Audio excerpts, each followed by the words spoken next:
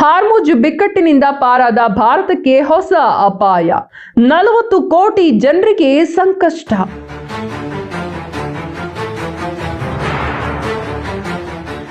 ನಮಸ್ಕಾರ ಗೆಳೆಯರೆ, ಕಳೆದ ಕೆಲವು ದಿನಗಳಿಂದ ನಾವು ಇರಾನ್ ಮತ್ತು ಅಮೆರಿಕ ನಡುವಿನ ಯುದ್ಧದ ಕಾರ್ಮೋಡಗಳ ಬಗ್ಗೆ ಕೇಳ್ತಿದ್ವು. ಹಾರ್ಮುಜ್ ಜಲಸಂಧಿಯ ಬಿಕ್ಕಟ್ಟು ಭಾರತದ ತೈಲ ಪೂರೈಕೆಗೆ ಹೊಡೆತ ನೀಡಬಹುದು ಅನ್ನೋ ಆತಂಕ ಇತ್ತು. ಸದ್ಯಕ್ಕಂತೂ ಅದಿಲ್ಲ. ಒಂದು ದೊಡ್ಡ ಗಂಡಾಂತರ ತಪ್ಪಿದೆ ಅಂತ ನಾವೆಲ್ಲ ನಿಟ್ಟುಸಿರು ಬಿಟ್ಟಿದ್ದೇವೆ. ಆದರೆ ಅಸಲಿ ಆತಂಕ ಇರೋದು ಇಲ್ಲಿಲ್ಲ. ಹಾರ್ಮುಜ್ ಬಿಕ್ಕಟ್ಟು ಮುಗಿದ ಬೆನ್ನಲ್ಲೇ ಭಾರತಕ್ಕೆ ಮತ್ತೊಂದು ಭೀಕರ ಅಪಾಯ ಎದುರಾಗಿದೆ.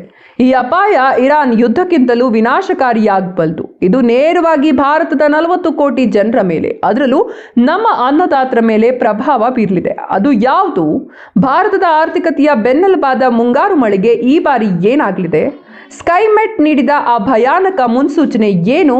ಎಂದಿನ ವಿಡಿಯೋದಲ್ಲಿ ಸಂಪೂರ್ಣವಾಗಿ ತಿಳಿಯೋಣ. ವಿಡಿಯೋವನ್ನ ಕೊನೆವರೆಗೂ ನೋಡಿ. ಹಾಗೆ ಮಾಹಿತಿಗೆ ತಪ್ಪದೆ ಒಂದು ಲೈಕ್ ಕೊಟ್ಟು ನಮ್ಮನ್ನ ಸಪೋರ್ಟ್ ಮಾಡಿ. ಹೌದು ಗೆಳೆಯರೆ, ಈ ವರ್ಷದ ಮುಂಗಾರು ಮಳೆ ಅಥವಾ ಮಾನ್ಸೂನ್ ಬಗ್ಗೆ ಖಾಸಗಿ ಹವಾಮಾನ ಮುನ್ಸೂಚಕ ಸಂಸ್ಥೆಯಾದ ಸ್ಕೈಮೆಟ್ 2026ರ ಸಾಲಿಗೆ ಶಾಕಿಂಗ್ ರಿಪೋರ್ಟ್ ನೀಡಿದೆ. ಈ ವರ್ಷ ದೇಶದಲ್ಲಿ ವಾಡಿಕೆಗಿಂತ ಕಡಿಮೆ ಮಳೆಯಾಗುವ ಸಾಧ್ಯತೆ ಇದೆ. ನೋಡಿ, ಸಾಮಾನ್ಯವಾಗಿ ನಮ್ಮ ದೇಶದಲ್ಲಿ ಜೂನ್ನಿಂದ ಸೆಪ್ಟೆಂಬರ್ವರೆಗೆ ಸರಾಸರಿ 868.6 ಮಿಲಿಮೀಟರ್ ಮಳೆಯಾಗ್ತದೆ. ಇದನ್ನ 100ರಷ್ಟು ಅಂತ ಕರೆದ್ರೆ ಈ ಬಾರಿ ಕೇವಲ 94% ಮಾತ್ರ ಮಳೆಯಾಗಲಿದೆ ಅಂತ ಅಂದಾಜಿಸಲಾಗಿದೆ.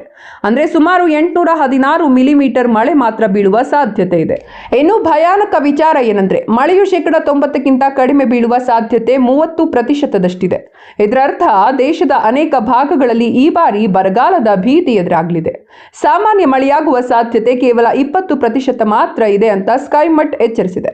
ಹಾಗಾದ್ರೆ ಇಷ್ಟೆಲ್ಲ ಮಳೆ ಕಡಿಮೆಯಾಗಲು ಕಾರಣ ಏನು? ಅದಕ್ಕೆ ಉತ್ತರ ಎಲ್ ನೀನೋ.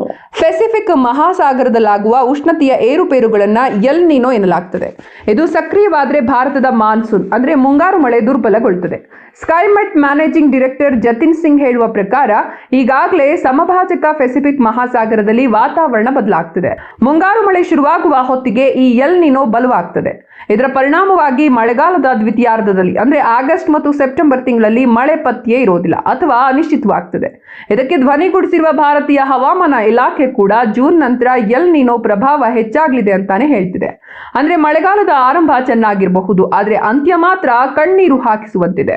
ಈ ಬಾರಿ ಮಳೆ ಹೇಗೆ ಹಂಚಿಕೆಯಾಗಲಿದೆ ಅನ್ನೋದನ್ನ ನೋಡೋದಾದ್ರೆ, ಜೂನ್ ನಲ್ಲಿ 101ರಷ್ಟು ಮಳೆಯಾಗುವ ನಿರೀಕ್ಷೆ ಇದೆ. ಆದ್ರೆ ಅಲ್ಲಿಂದ ಮಳೆ ಕುಸಿತಾ ಹೋಗ್ತದೆ. ಜುಲೈನಲ್ಲಿ 95, ಆಗಸ್ಟ್ ನಲ್ಲಿ 92, ಸೆಪ್ಟೆಂಬರ್ ವೇಳೆಗೆ ಕೇವಲ 89ರಷ್ಟು ಮಳೆ ಮಾತ್ರ ಆಗ್ತದೆ ಅಂತ ಹೇಳಬಹುದು.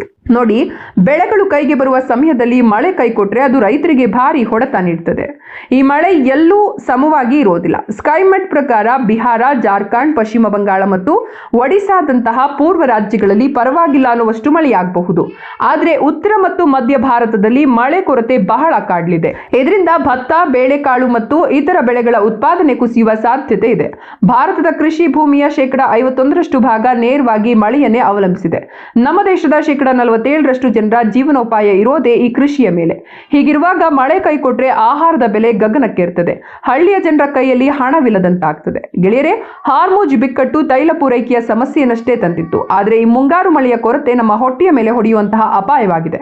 2023ರಲ್ಲಿ ಸ್ಕೈಮೆಟ್ ನೀಡಿದ್ದ 94% ಮಳೆಯ ಮುನ್ಸೂಚನೆ ನಿಜವಾಗಿತ್ತು. ಹಾಗಾಗಿ ಈ ಬಾರಿಯ ಎಚ್ಚರಿಕೆಯನ್ನ ನಾವು ಹಗುರವಾಗಿ ಪರಿಗಣಿಸುವಂತಿಲ್ಲ. ಈಗಾಗಲೇ ಸರ್ಕಾರ ಬರಗಾಲ ಎದುರಿಸಲು ಸಿದ್ಧತೆ ಮಾಡಿಕೊಳ್ಬೇಕಿದೆ. ರೈತ ಬಾಂಧವರು ಕೂಡ ನೀರನ್ನ ಹಿತವಾಗಿ ಬಳಸಿ ಬೆಳೆಗಳ ಆಯ್ಕೆಯಲ್ಲಿ ಜಾಗರೂಕರಾಗಬೇಕಾದ ಸಮಯ ಇದು. ನಿಮ್ಮ ಭಾಗದಲ್ಲಿ ಈಗ ಮಳೆ ಹೇಗಿದೆ? ಮುಂದಿನ ದಿನಗಳಲ್ಲಿ ಮಳೆಯಾಗುತ್ತೆ ಅನ್ನೋ ನಂಬಿಕೆ ನಿಮ್ಗಿದೆಯಾ?